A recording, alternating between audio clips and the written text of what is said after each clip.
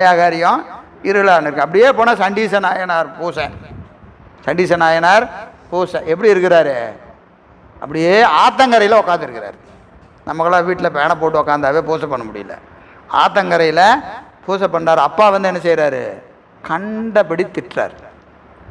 கண்டபடி திட்டுறார். ஒன்று கூட காதில் விழுவல, ஒன்று கூட காதில் விழுவல. அப்புறம் என்ன செய்கிறாரு? பெரம்பு எடுத்து அடிக்கிறார். நமக்கெல்லாம் கொசு கடிச்சாவே பூசை பண்ண முடியாது. அப்பா என்ன செய்கிறாரு? பெரம்பெடுத்து அடிக்கிறார். அடித்தது தெரியல, அடித்தது அவருக்கு தெரியல. அதுக்கு பேரும் உடம்பு தான், இதுக்கு பேரும் உடம்பு தான்.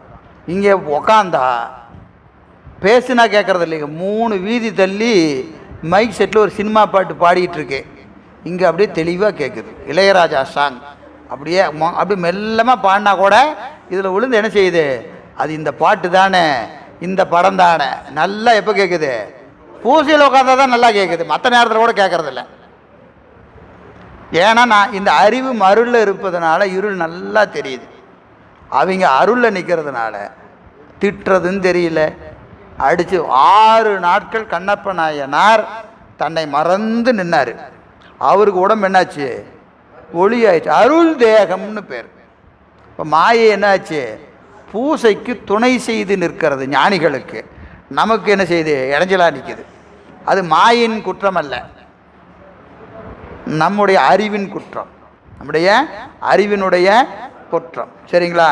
இதே உடம்பு தான். நம்ம தேகம் என்ன தேகம்? மாயா தேகம். அது அருள் தேகம், இது மாயா தேகம். நம்மளுதெல்லாம் மறந்து நிற்கும். எப்போ? நம்மளது மறந்து நிற்கும். அந்த எக்ஸ்பீரியன்ஸ் எல்லாம் நமக்கு உண்டு. எப்போ? சீரியல் பார்க்கும்போது, சீரியல் பார்க்கும்போது, சினிமா பார்க்கும்போது 1 மணி நேரம் அப்படியே உட்காந்துருந்தா கூட ஒன்றும் தெரியாது. இடுப்பு வலிக்காது, முதுகு வலிக்காது, கால் விருத்து போகாது.